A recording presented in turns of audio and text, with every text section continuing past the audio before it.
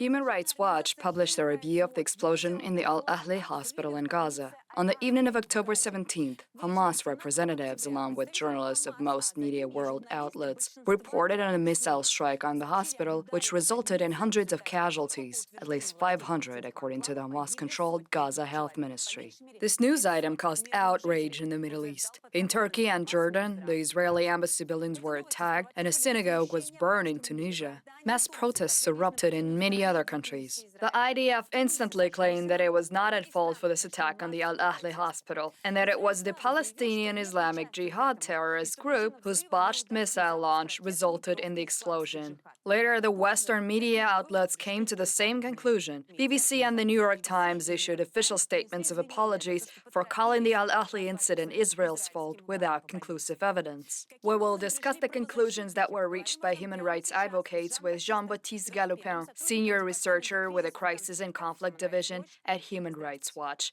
Good afternoon. Hi, good afternoon.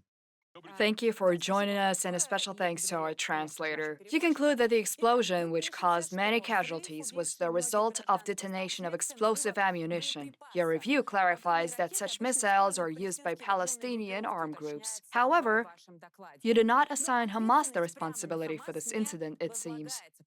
Could you please expound upon that? What should our main conclusion be? So we haven't come to a conclusion as to what the exact munition was used. We concluded that this was an apparent rocket. And as you know, different Palestinian armed groups use rockets, including Hamas and the Palestinian Islamic Jihad. So we haven't come to a conclusion as to which group it was responsible. What we did was to look at the photos and the videos of the evening of the explosion, as well as the site after the explosion. We interviewed witnesses who were on the site at the time of the events, as well as people who saw the injured from the explosions. And we consulted various experts, including our arms experts.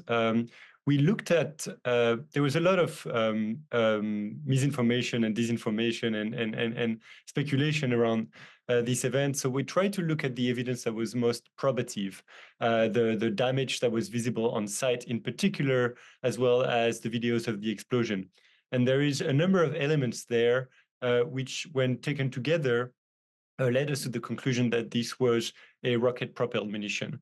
And these elements include the sound that preceded the explosion, the fireball that accompanied it, as well as the images that we saw of the crater, which is relatively small, the types of fragmentation and the pattern of fragmentation, as well as the splatter that adjoined the crater.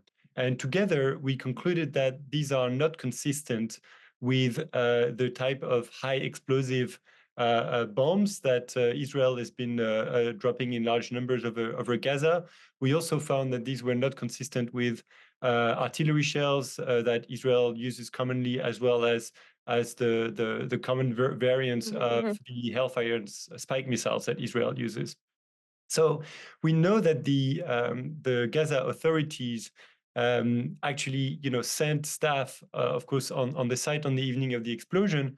There's been some photos that have appeared showing a specialized explosive ordnance unit of the Gaza police on the crater on the night of the explosion. And a witness has told us that the members of the Ministry of Interior of Gaza have gathered all the remnants. So we are calling on the Gaza authorities to publicize the information that they have. We're also calling on Israel to publicize all the information that they have about these events. I'm going to quote one of the leaders of Hamas, who you also quote in your review. He said the missile dissolved like salt in water, and you also stated that representatives of the terrorist group refused to speak with you and did not exhaustively answer any questions and were basically of no help in your investigation. When you say this is unclear which group's fault it was, you mean between Hamas and Palestinian Islamic Jihad, right? As I said, there are several Palestinian armed groups who are using these rockets, and as well as rockets of various sizes. I mean, the most common are the 122 millimeter, which are known as Grad. but they're also larger rockets. And so we know that there were several rocket Да-да-да. barrages that evening. And so we haven't come to a conclusion as to who is responsible exactly. I'd like to go back to the statements of Hamas and Gaza authorities. As you mentioned, we are referring to the statement of one official saying that the parts have vaporized like salt in water, which is not what happens typically during an explosion. I mean, some parts of ammunition may be made unrecognizable by thermal damage, but typically there's a lot of fragments that remain on site. And so, other Hamas officials have said that they will soon release evidence, and it's been more than a month now, and we're still waiting for that. We had a correspondence with a Hamas representative who said he welcomed an investigation and will soon publish the evidence, but he didn't actually respond to us when we asked the specific question of, can you share photos of munition remnants? Can you share photos of X-rays of victims which would have remnants visible? And these are really the critical elements of evidence. If the explosion was caused, as the Gaza Authority allege, by an Israeli munition, then there would be very distinctive fragments. And so it would be in the interest of the Gaza authorities to publish that. Could you please share the death toll according to your calculations? Because that was also a point of contention. We've heard numbers as high as 800, or that all of the victims were children or women or elderly people. What kind of numbers did you arrive at? I mean, the initial numbers that were published the night of the event were 500 victims. The Gaza Ministry of Health has since revised its figures to 471 killed and fewer injured. But we looked at what we could when it comes to the evidence available, and it's quite limited.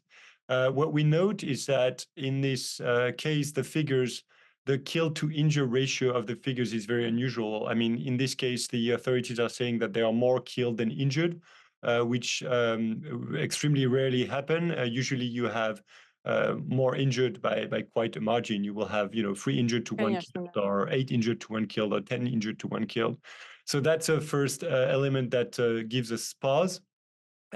We also note that the director of Al-Shifa Hospital, which received a lot of injured that evening, said there were approximately 250 people killed. Looking at the damage visible on site, it seems that this number is very high for the damage that we're witnessing. We looked at photos that were published of the evening of the events from Al-Shifa Hospital, where we counted 65 to 75 body bags and bodies rolled up in carpet. So certainly a lot of people were killed, but we don't know how many of these bodies were from Al-Ahli. And it's also notable that it appears that the munitions struck in the middle of a really crowded area. And so there were a lot of dismembered body parts. So it's also possible that some of these are not reflected in the body bags that we're seeing. Here's another question I wanted to ask you. Your review is full of cautious and preliminary phrasings. For example, you did not call Hamas a terrorist organization, although you mentioned war crimes committed by both sides and argue that both sides need to be investigated in regard to this matter. But at the same time, you quote Hamas leadership about the missile dissolving as if salt in water.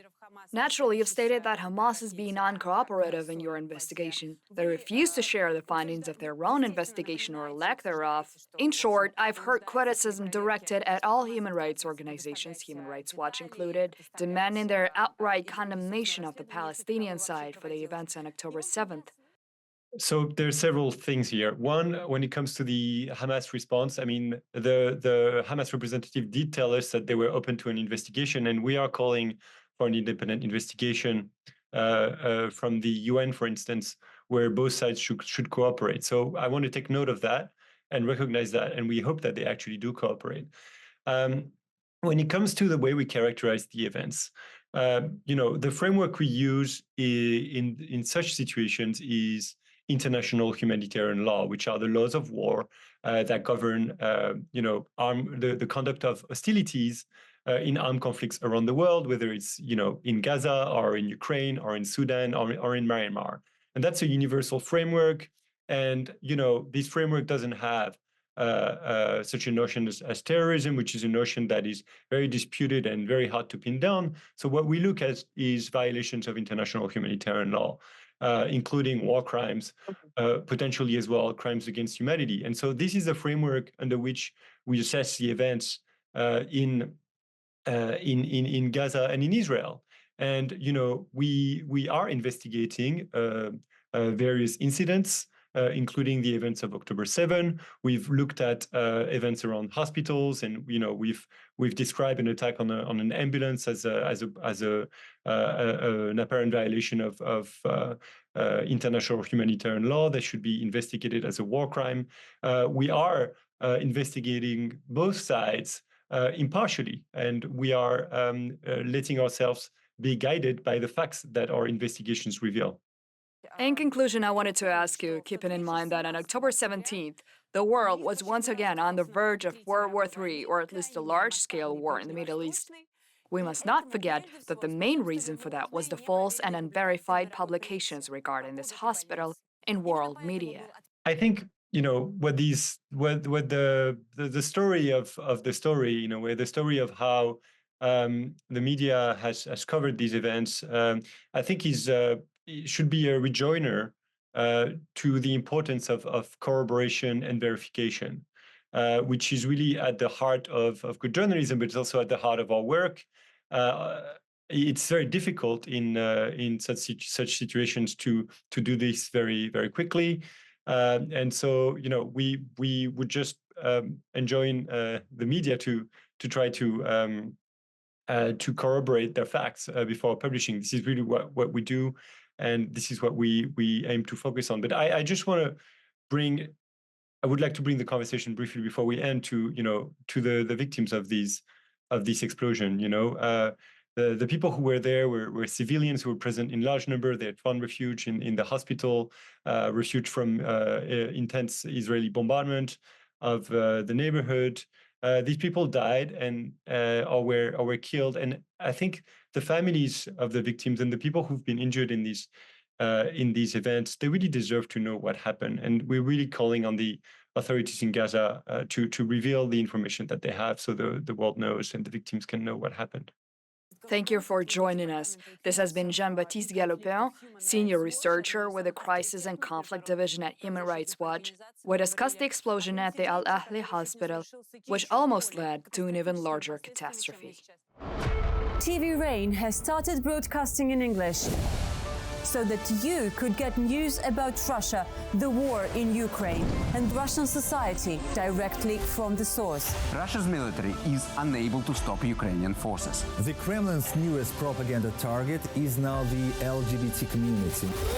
TV Rain channel has been shut down in Russia many times. The last one happened at the beginning of March, when the war started. Мы временно приостанавливаем работу телеканала. We survived, started working from Europe, and now we are watched by millions of people every day, for whom we are the only TV station that tells the truth about the war. Subscribe to our English channel TV Rain Newsroom on YouTube.